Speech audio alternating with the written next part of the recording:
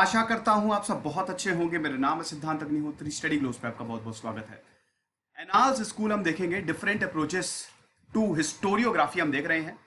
बहुत ही important topic है, तो चलिए आगे बढ़ते हैं। ट्विटर पे मैं आ गया हूँ, ये रही मेरी आईडी, और इस लेक्चर की पीडीएफ आप हमारे टेलीग्राम चैनल 2000 सब्सक्राइबर हो गए यार, बढ़वाओ यार, तुम लोग तो मतलब बैठ जाते हो, शेयर यार करो एकदम।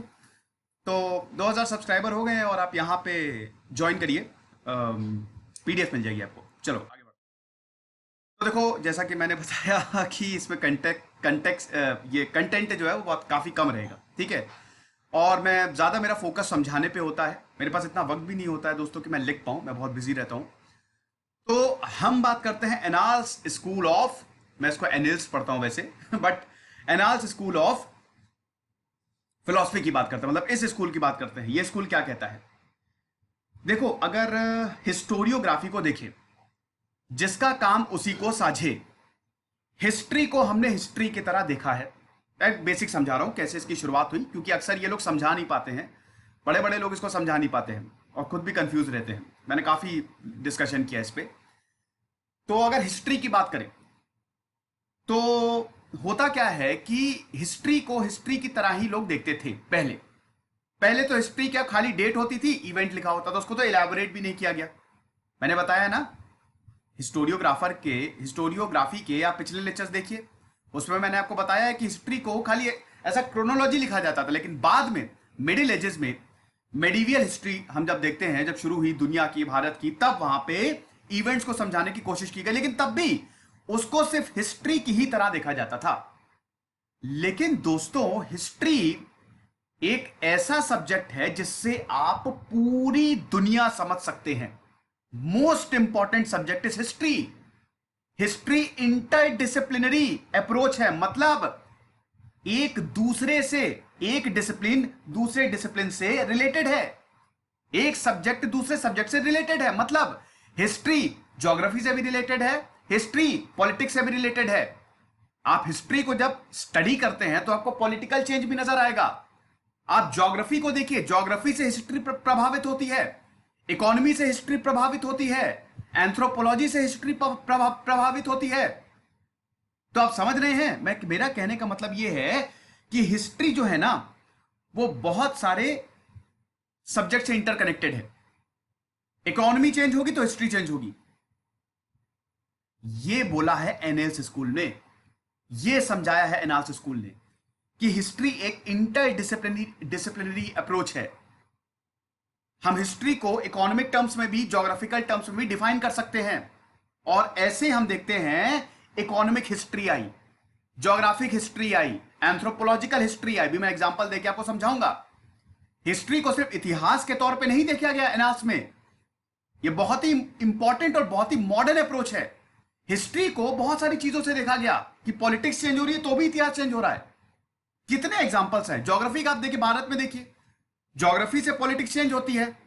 अगर आप पूरे भारत की बात करें तो अब तो खैर 370 डाइल्यूट हो गया है, लेकिन आप जम्मू एंड कश्मीर को देखिए, अब वहां पे लॉ अलग, वहां का इतिहास अलग है और भारत का इतिहास अलग। मतलब भारत में ही आता है जो जम्मू एंड कश्मीर। मेरा कहने का मतलब यह है कि भारत में कुछ ऐसे रीजन्स हैं जो ज्योग्राफी से प्रभावित होते हैं, जैसे नॉर्थ ईस्ट। नॉर्थ ईस्ट में आर्टिकल 371 है ना, वहां पे अलग प्रोविजंस है। क्यों? वहां पे ज्योग्राफी ऐसी है। भारत में ज्योग्राफी के कारण कुछ स्टेट को स्पेशल स्टेट माना गया है। तो ज्योग्राफी हिस्ट्री पे प्रभाव डालती है, पॉलिटिक्स हिस्ट्री पे प्रभाव डालती है। तो ये इंटरडिसिप्लिनरी अप्रोच है, ये एनाल्स स्कूल ने बताया। 1929 में इसकी शुरुआत हुई, जब एक जर्नल को प्रकाशित किया गया, एनाल्स दी हिस्टोरिए इकोनॉमिकेट सोशियाले। आप समझ गए होंगे, मार्क ब्लॉच और लूशियन फेब्रे, मैं इनका नाम नहीं पढ़ पाता हूं मार्क ब्लॉच तो बहुत बड़े फ्रेंच हिस्टोरियन थे और लूशियन फेब्रे भी। तो 1929 जब ग्रेट डिप्रेशन आया, भैया ग्रेट डिप्रेशन जब आया तब सोचा कि यार ये तो मतलब कुछ गड़बड़ है ना। यहां से हिस्ट्री का, इकोनॉमी से हिस्ट्री का कुछ ना कुछ तो संबंध है ही। और उसके बाद इकोनॉमिक्स और सोसाइटी पे हिस्ट्री जो है वो कैसे सोशल चेंज के कारण हिस्ट्री प्रभावित हो रही है, इकोनॉमी के कारण हिस्ट्री प्रभावित हो रही है, इस जर्नल में लिखा गया। और तब लोगों को पता चला कि भैया हिस्ट्री के तो बहुत सारे अप्रोचेस हैं। ठीक है, भारत का देखिए, अगर आप इकोनॉमिक हिस्ट्री की बात करें, भारत की आप देखिए, इकोनॉमी ने कैसे प्रभाव डाला है। पहले क्या होता था, अगर आप ओल्ड टाइम्स में, एंशिएंट हिस्ट्री में जाएं, तो हमारी इकोनॉमी क्या थी, कोई जीडीपी ये सब तो कंसेप्ट था नहीं, लेकिन फिर भी ट्रेड हम करते थे। वक्त आगे बढ़ा, उसके बाद हम इकोनॉमिक सुपर पावर हुए। एक समय पे, मुगल के समय पे, हम पूरी दुनिया का 1/3 जीडीपी कंट्रीब्यूट करते थे। फिर ब्रिटिशर आए, अब वो पूरा इकोनॉमिक्स के लिए, रिसोर्सेज के लिए, इकोनॉमिक्स क्या है, रिसोर्सेज का डिस्ट्रीब्यूशन, यही तो इकोनॉमिक्स। वो पूरा रिसोर्सेज के लिए आए भारत, और भारत को उन्होंने चूसना शुरू कर दिया, जिसकी वजह से भारत गरीब हुआ। तो देखिए, इकोनॉमी जैसे जैसे, इनफैक्ट भारत के जो शुरुआत में, जैसे दादा भाई नायरोजी, ड्रेन ऑफ वेल्थ जो उन्होंने थ्योरी दी, ये जितने शुरुआत के जो इंटेलेक्चुअल्स थे ना, इन्होंने हिस्ट्री को इकोनॉमिक पर्सपेक्ट में ही समझाने की कोशिश की, इकोनॉमिक कंटेक्स्ट में ही समझाने की कोशिश की कि इकोनॉमी से कैसे हिस्ट्री चेंज हो रही है, जैसे जैसे अर्थव्यवस्था चेंज हो रही है, इतिहास भी बदल रहा है। आप समझ रहे हैं? तो ये कहने का मतलब, और ये एनाल्स स्कूल इंटरडिसिप्लिनरी अप्रोच जो है वो फॉलो करता है। अब इसका अगर सोशल और इंटेलेक्चुअल कंटेक्स्ट हम देखें, तो सबसे पहले तो 1920 में दो बहुत इंपॉर्टेंट इवेंट हुए। एक तो वर्ल्ड वॉर 1 हुआ। वर्ल्ड वॉर 1 सब जीत गए। वर्ल्ड वॉर 1 पे मेरा पूरा सेपरेट लेक्चर है, आप जरूर देखिएगा। वर्ल्ड वॉर 1 पे क्या हुआ, जर्मनी हारा। जर्मनी हारा तो फ्रांस जीता। फ्रांस के कंटेक्स्ट में मैं बात करूंगा, क्योंकि वहीं से निकला, एनाल्स स्कूल जो है ना वो वहीं से ही निकला। तो फ्रांस जीता, फ्रांस बड़े खुश। वहां के जो प्राइम मिनिस्टर थे क्लेमेंशियो, बहुत खुश, बहुत बढ़िया, फ्रांस को सुपर पावर बनाएंगे। हालांकि कोई खुश नहीं था, क्योंकि जो लीग ऑफ नेशंस बनी थी उसमें सबकी अलग अलग मांगे थी। एनीवे, वो एक अलग टॉपिक है, वो मैंने समझाया है, आप देख लीजिएगा। वो जो लेक्चर है वो मैंने ट्रीटी ऑफ वर्सेल्स पे भी separate lecture, league of nation और वर्ल्ड वॉर 1, ये 3 लेक्चर्स हैं, आप देख लीजिएगा। वर्ल्ड हिस्ट्री आप प्लेलिस्ट खोल के देखिए। तो फ्रांस पहले खुश, लेकिन सब कुछ बढ़िया चल रहा था। आ गया ग्रेट डिप्रेशन 1929 में। ग्रेट डिप्रेशन में सबकी बैंड बज गई। अमेरिका से शुरू हुआ, स्टॉक मार्केट क्रैश हुआ, बैंक बंद हुए, और पूरी दुनिया इसकी चपेट में आ गया। पूरी दुनिया में, पूरे यूरोप में फैल गया ग्रेट डिप्रेशन। बुरी हालत। क्या करें, नए नए सब्जेक्ट्स आए समझाने के लिए, आप समझ रहे हैं, इंटेलेक्चुअल्स आए, और इन इंटेलेक्चुअल्स को पता लगा कि अब चीजों को समझने के लिए नई मेथोडोलॉजीज की जरूरत है, नई टेक्निक्स की जरूरत है। अब हम हिस्ट्री को सिर्फ हिस्ट्री के ही स्वरूप में नहीं समझ सकते। ऐसा नहीं कि इतिहास है तो बस इतिहास के ही तौर पे देखो, इसको ज्योग्राफिकल कंटेक्स्ट में देखो। ग्रेट डिप्रेशन ऐसे तो आया नहीं है। ग्रेट डिप्रेशन का कहीं ना कहीं इतिहास में कॉज रहा होगा ना, अगर हम इकोनॉमिक हिस्ट्री में जाए, इसीलिए आया, और ऐसा ही था। ठीक है, तो 1929 में एनाल्स डी हिस्टोइरे इकोनॉमिक एट सोशियाले, ये जो फ्रांस में पब्लिश हुआ, मार्क ब्लॉज और फेब्रे ने पब्लिश किया, वहां से एनाल्स स्कूल की शुरुआत हुई। ये आप जरूर कोट करेंगे, मैं लिख देता हूं। एनाल्स तो चलिए ठीक है, आप लिख ही लेंगे। उसके बाद आप लिख लीजिए एनाल्स डी, ऐसे HISTORI, histoire, ECONOMIQUE, economique, ET sociale, एक आई नहीं होगा, SOCIALE, ये है। ये जर्नल 1929 में पब्लिश किया था। किसने? मार्क ब्लॉच, जो कि एक फ्रेंच हिस्टोरियन थे, और स्पेलिंग बता देता हूं दूसरे की, LUCIN, लूशियन, और जिनका मैं नाम नहीं पढ़ पाता हूं, FEBVRE। तो लूशियन फेब्रे और मार्क ब्लॉच, ये आप समझे। तो ये सोशलॉजिकल और इंटेलेक्चुअल कंटेक्स्ट है कि सोसाइटी कैसे चेंज हो रही है, उसको हिस्ट्री में हमको समझना पड़ेगा। अब नई नई चीजों को हमको समझना, उस पर बल देना पड़ेगा। और इसमें अगर देखिए, सोशलॉजी और हिस्ट्री भी बिल्कुल इंटर रिलेटेड है। अभी मैंने आपको हिस्टोरियोग्राफी जब मैं समझा रहा हूं, तो उसमें मैंने कितने सोशोलॉजिस्ट का नाम लिया। एमाइल डुर्खीम का मैंने नाम लिया, मैक्स वेबर का तो चलिए मैंने अभी तक नाम नहीं लिया, लेकिन अभी मैं आगे लूंगा। कल मैंने आपको ऑगस्ट कॉम्टे के बारे में बताया, कार्ल मार्क्स के बारे में बताया।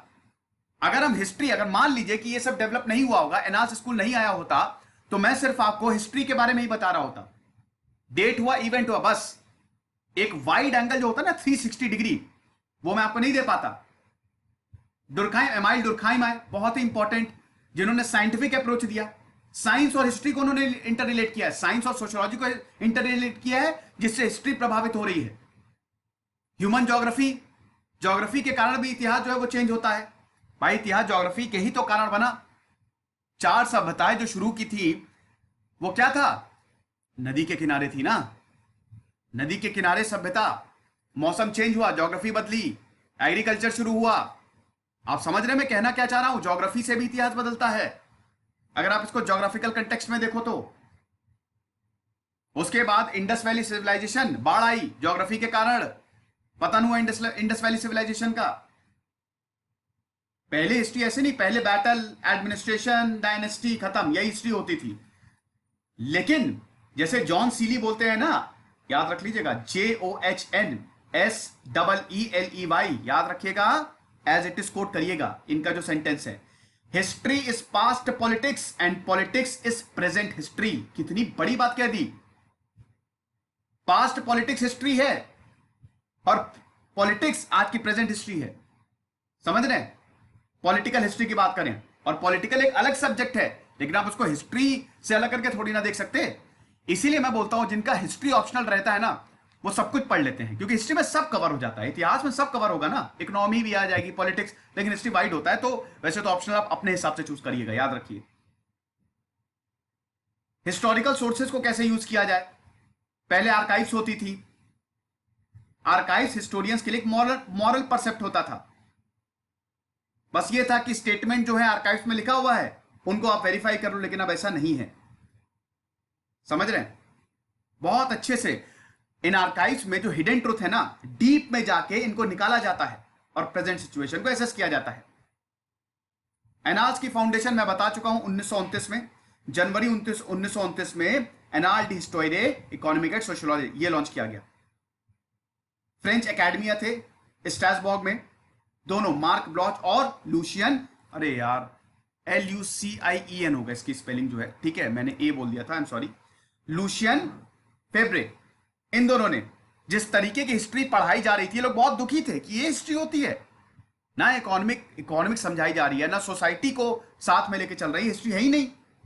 तब इन्होंने एक जनरल निकाला और वहां से ही एनाल्स स्कूल की स्थापना, और बाद में इसी को ही इंटरडिसिप्लिनरी अप्रोच बोला गया। समझ रहे? एक डिसिप्लिन दूसरे से रिलेटेड है, जो बहुत ज्यादा इंपॉर्टेंट है। आप समझ रहे हैं? और इसी को ही ट्रू हिस्ट्री बोला गया। ट्रू हिस्ट्री मतलब पूरी हिस्ट्री। पहले पार्शियल हिस्ट्री, आधी हिस्ट्री, मैंने बताया ना, हिस्ट्री को खाली हिस्ट्री की तरह देखा जाता था, उसको पार्शियल हिस्ट्री कहते थे। सब कुछ नहीं समझाया जा रहा है भाई, हिस्ट्री को आप हिस्ट्री की तरह। मैंने आपको एक इवेंट बता दिया कि चलो 1857 में क्रांति हुई है ना, या सिपॉय म्यूटिनी, अगर हम ओल्ड कैम्ब्रिज अप्रोच की तरफ जाते हैं और इंडियन पढ़ते हैं, वैसे ये पूरी हमारा फर्स्ट वॉर ऑफ इंडिपेंडेंस था, तो फर्स्ट वॉर ऑफ इंडिपेंडेंस हुए। अब बस मैंने आपको बस बता दिया, वो समझा दिया, लेकिन मैंने आपको नहीं बताया कि उसका बैकग्राउंड क्या था। मैंने आपको नहीं बताया कि पॉलिटिक्स उस समय कैसी थी। पॉलिटिकल, कभी भी हम हिस्ट्री को पढ़ते हैं तो उसके 4 कॉजेज होते हैं ना, social, economic, political and immediate. लेकिन अगर मैं मान लीजिए कि पहले, बहुत पहले अगर आपको समझा रहा होता, ठीक है, जब एनाल्स नहीं आया था, तो मैं आपको सिर्फ यही इवेंट समझाता कि आए, लड़े और गए काम से, खत्म। लेकिन अब हम लोग सब कुछ समझते हैं कि उस समय इकोनॉमी क्या थी, उस समय पॉलिटिक्स कैसी थी, उस समय ज्योग्राफी क्या थी, कहां कहां फैला। ये है एनाल्स, ये एनाल्स ने किया। आप समझे कि नहीं? तो इसको ट्रू हिस्ट्री कहते हैं, जो एक्सपेंसिव डोमेन है, एक्सपेंशन है, सब कुछ इंक्लूड करो। जिसने एक इवेंट को जन्म दिया, उसमें जो भी फैक्टर्स हैं उन सबको इंक्लूड करो, इनकॉर्पोरेट करो। समझे? मार्क ब्लॉच ने खुद भी बहुत, फ्यूडल सोसाइटी 1936 में इन्होंने लिखी, और इन्होंने फ्यूडल सोसाइटी को बहुत अच्छे से स्टडी किया। इकोनॉमिक कंडीशन, भाई feudalism is related to economy. सीधी सी बात है ना, पहले स्लेवरी था, बाद में फ्यूडलिज्म आया और उसको बदल के कैपिटलिज्म लाया गया और फिर सोशलिज्म आया। सिंपल सी चीज है, तो ये इकोनॉमी से ही रिलेटेड है। तो feudalism is related to economy. तो बिना इकोनॉमिक हिस्ट्री को जाने हुए आप कैसे हिस्ट्री पढ़ सकते हो, कैसे इसको डिफाइन कर सकते हो? तो फ्यूडल सोसाइटी 1936 में जब पब्लिश की, तो उसमें बहुत कुछ, किस तरीके से एग्रीकल्चरल फील्ड्स को मैनेज किया जाता था, अबैंडन किया जाता था, कल्चरल एटीट्यूड क्या था, सब कुछ समझाया। आप समझ रहे हैं? लूशियन फेब्रे ने भी जो अपनी बुक लिखी, the problem of unbelief in the 16th century in the religion of Rabelais, ये 1942 में किताब लिखी थी। इसमें इन्होंने सेंसिबिलिटी एंड हिस्ट्री को समझाया। इमोशनल, इसमें इमोशंस डाल दिए, कैसे लोगों के इमोशंस ने, किस तरीके के लोगों के इमोशंस गवर्न होते थे। आज भी अगर आप देखो, इमोशंस की बात करें, अगर आप हिस्ट्री, धर्मों की हिस्ट्री देखो, तो वो इमोशंस पे ही चलती है ना। धर्म से लोग इमोशनली अटैच होते हैं, कोई इवेंट को जन्म दे दिया जाता है, तो कोई खतरनाक इवेंट को जन्म दे दिया जाता है। आप समझ रहे हैं? तो ये मेरा कहने का मतलब है। तो हिस्ट्री जो है धीमे धीमे सोशल साइंस का भी पार्ट होने लगी। सोशियोलॉजी में भी आपको हिस्ट्री समझाई जाती है। ये सब ह्यूमैनिटी सब्जेक्ट है। आप समझ रहे हैं? बाद में इकोनॉमिक्स, सोशियोलॉजी, एंथ्रोपोलॉजी, ज्योग्राफी सब इसमें आ गई। फिर एक ऐसे लिखा गया, रिप्रोड्यूस किया गया 1960 में फर्नैंड ब्रॉडल ने। उन्होंने भी बहुत अच्छे से हिस्ट्री और सोशल साइंसेस को समझाया। आप समझ रहे हैं? और फिर ये फैलना शुरू किया। इसमें बहुत सारे राइटर्स हैं। अर्नेस्ट लेवरॉस का वर्क ला क्राइसे डी इकोनॉमी फ्रांकाइसा ला फिन डे एंशिएंट रिजीम, मतलब the crisis of French economy at the end of ancient regime and beginning of the revolution, 1944 में इसको प्रकाशित किया। तो आप देख सकते हैं कि फ्रेंच रेवोल्यूशन की बात की थी, तो यहां पे रेवोल्यूशंस में भी इकोनॉमिक्स घुसेड़ दी गई है कि आप देखिए कैसे इकोनॉमिक हिस्ट्री चेंज हो रही है, तो रेवोल्यूशन आ रहे हैं। लोग परेशान है, लोगों के पास पैसा नहीं, तो रेवोल्यूशन आ रहे हैं। यही तो हिस्ट्री पढ़ने का मजा है ना, कि आप सब पढ़ें 360 डिग्री अप्रोच। यही एनालिसिस स्कूल ने कल कर दिखाया। आप समझ रहे हैं? तो ये सब दोस्तों बहुत इंपॉर्टेंट है।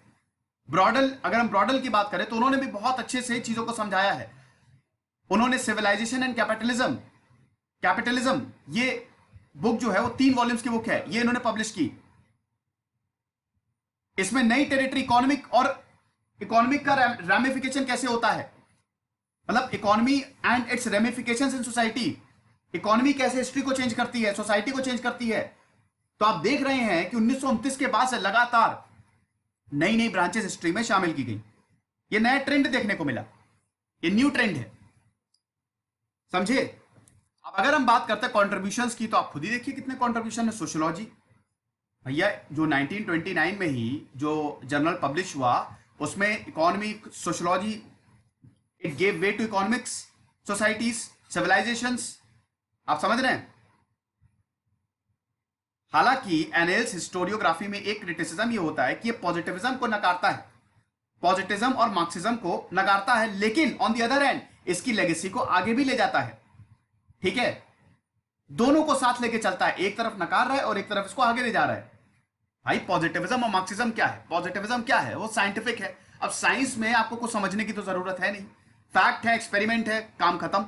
लेकिन इसमें क्या है, ये मल्टी डिसिप्लिनरी है ना, सब कुछ इसमें, मोरालिटी भी इसमें आ जाएगी, इमोशंस भी इसमें आ जाएंगे, भगवान का प्रभाव भी। अब अगर आप साइंटिफिक पॉजिटिविस्ट अप्रोच लेके चलते हैं, मार्क्सिस्ट, तो उसमें बिल्कुल सीधा रास्ता है, आपको एक ही रोड पकड़ के चलनी है।